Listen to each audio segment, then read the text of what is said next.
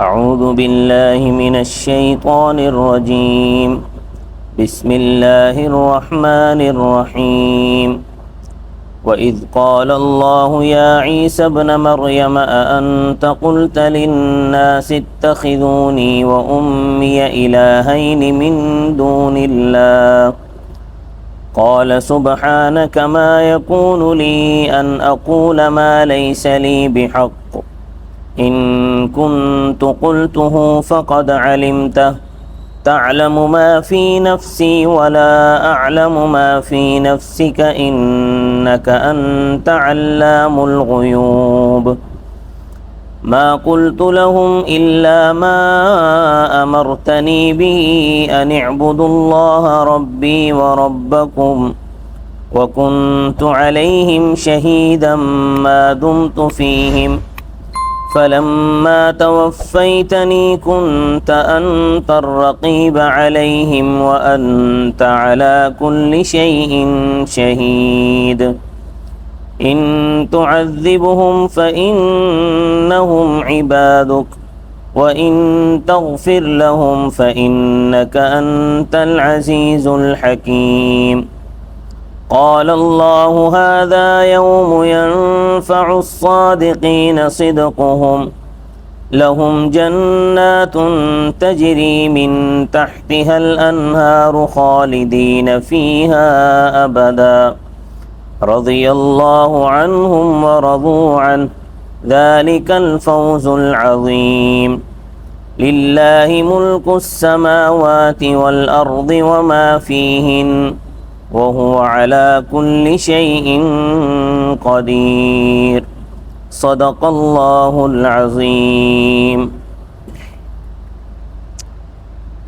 گزشتہ رکوع اس آیت سے شروع ہوا تھا، یوم یجمع اللہ الرسل، جب میدان قیامت میں تمام رسول اکٹھا ہوں گے تو ان کی امتوں کو سنانے کے لیے اللہ تعالیٰ رسولوں سے سوال کریں گے کہ جب تم نے لوگوں کو توحید کی دعوت دی تو کیا جواب ملا۔ اس وقت کسی رسول میں ہمت نہیں ہوگی کہ جواب دے سکے، جیسا کہ سورۃ المؤمن میں ہے کہ اللہ تعالیٰ اہل محشر سے یہ سوال کریں گے لمن الملک اليوم، کہ آج کس کی بادشاہت ہے۔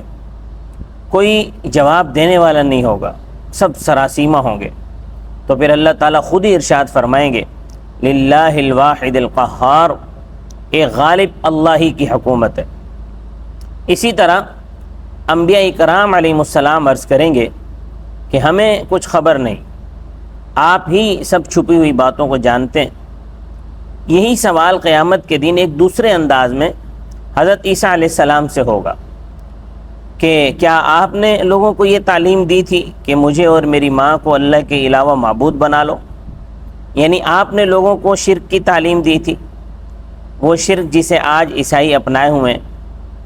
عیسیٰ علیہ السلام اللہ کے اس سوال کا جواب دیں گے، اس لیے کہ اللہ نے اس کا جواب حضرت عیسیٰ علیہ السلام کے سامنے کر دیا ہے۔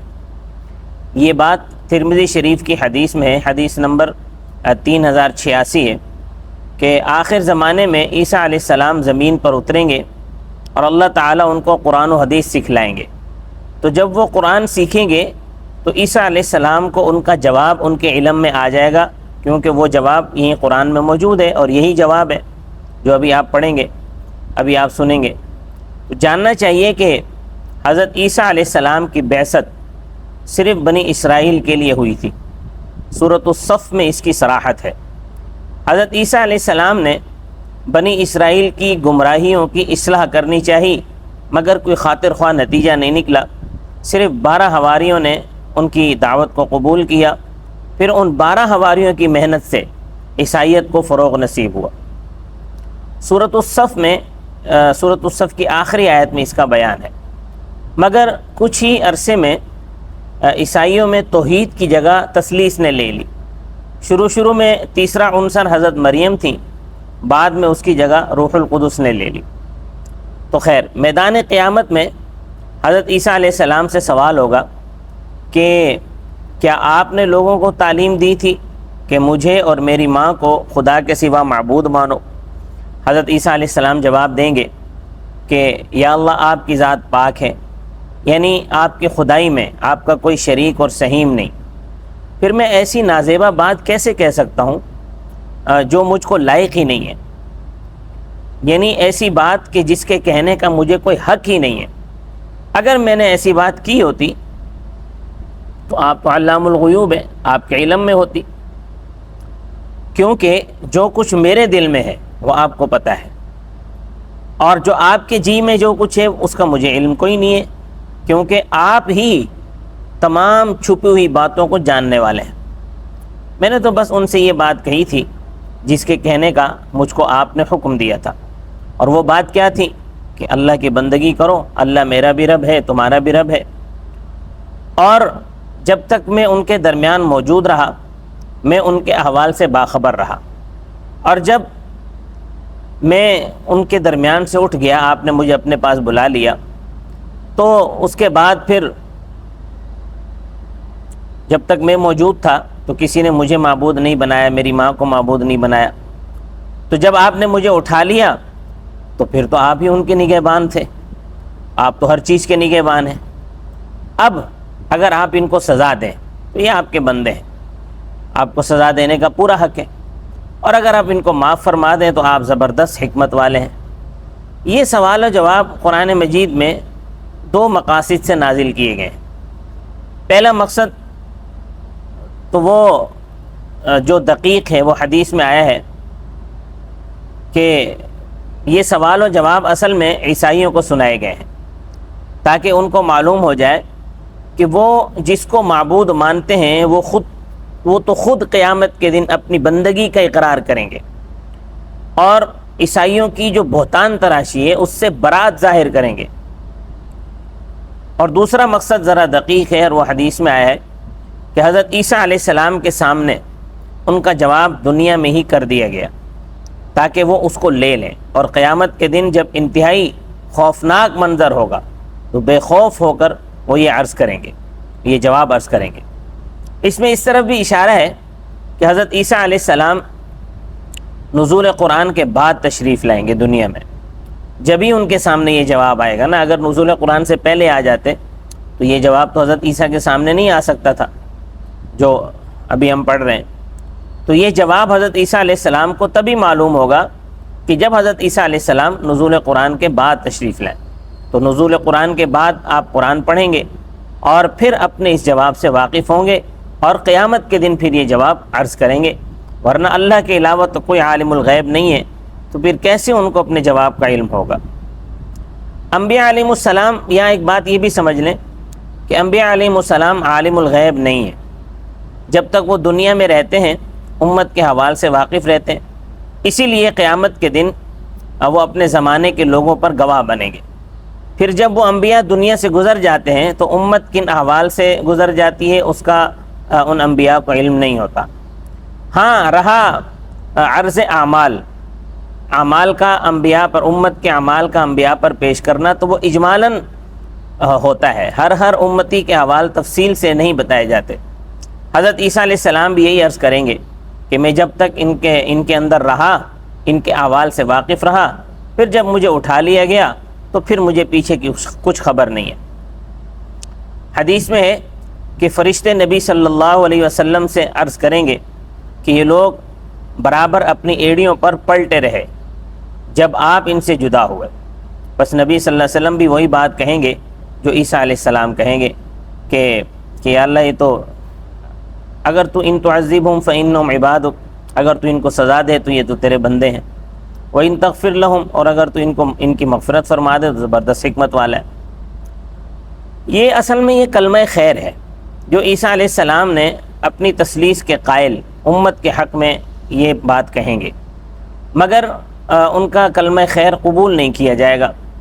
اور ہمارے نبی صلی اللہ علیہ وسلم بھی اپنی امت دعوت کے حق میں یہی کلمہ کہیں گے، اور حوض کوثر سے جب حوض کوثر پر مرتدین آئیں گے اور مرتدین کو جب ہٹایا جائے گا تو آپ صلی اللہ علیہ وسلم فرمائیں گے کہ ان کو آنے دو، یہ تو میرے امتی ہیں، ان کو آنے دو، فرشتے ان کو نہیں آنے دیں گے، کیونکہ کلمہ خیر ان کے حق میں مفید نہیں ہوگا۔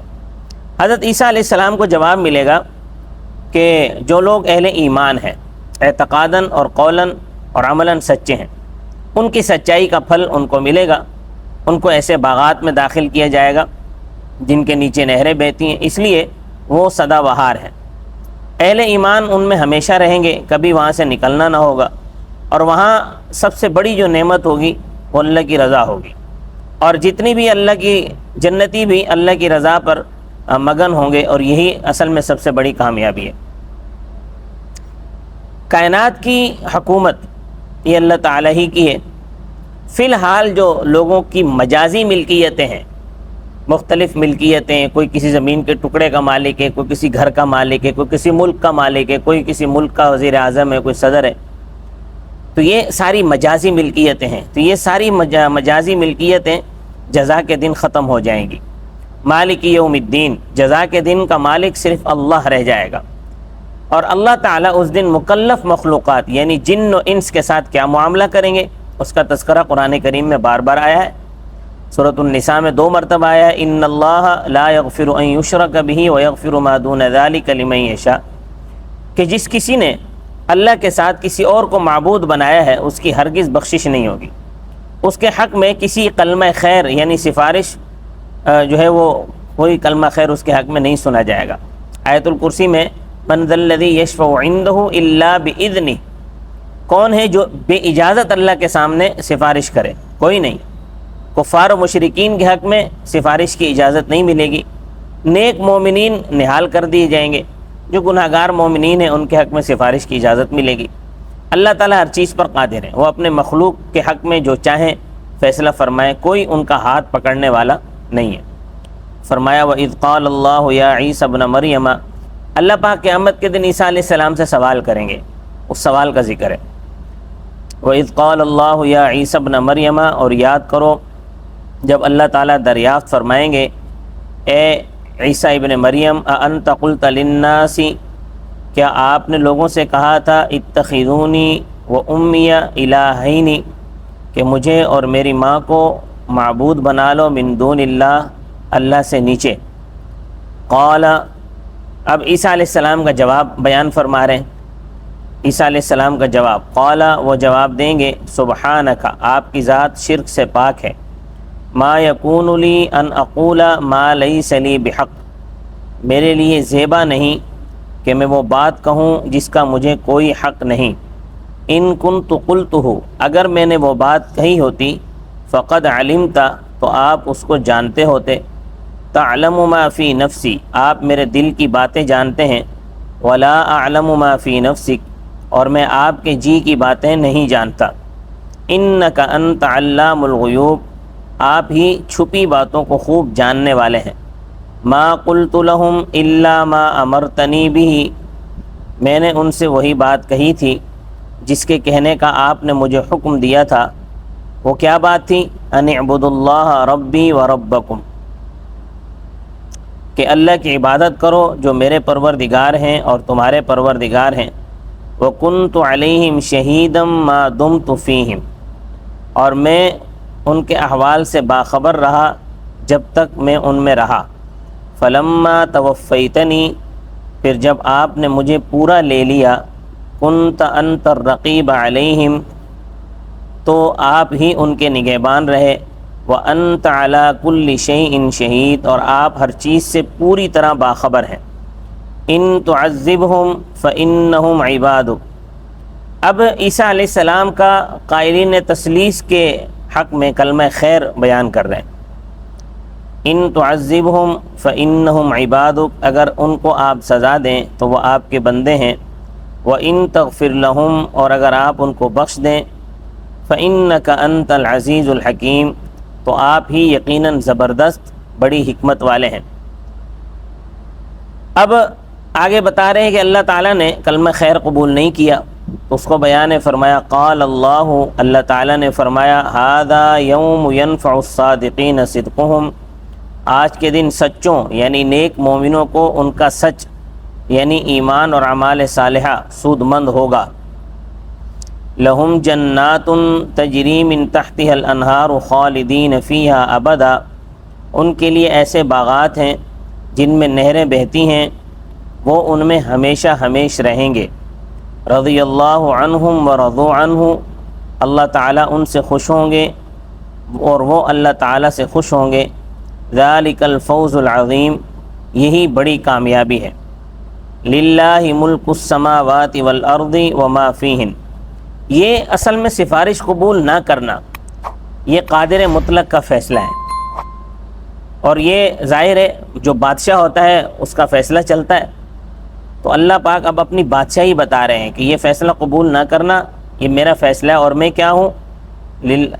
للہ ملک السماوات والارض وما فیہن، اللہ ہی کے لیے حکومت ہے آسمانوں کی اور زمین کی اور ان چیزوں کی جو ان کے درمیان ہیں۔ وَهُوَ عَلَى كُلِّ شَيْءٍ قدیر، اور وہ ہر چیز پر پوری قدرت رکھنے والے ہیں۔ تو جو ہر چیز پر پوری قدرت رکھنے والا ہے اس نے سفارش قبول نہیں کی، اور قادر مطلق ہے، اس کی مرضی ہے، وہ قبول کر بھی سکتا ہے نہیں بھی کر سکتا۔ تو جن لوگوں نے شرک کیا ان کے حق میں کسی قسم کی کوئی سفارش قبول نہیں کی جائے گی۔ صدق اللہ العظیم۔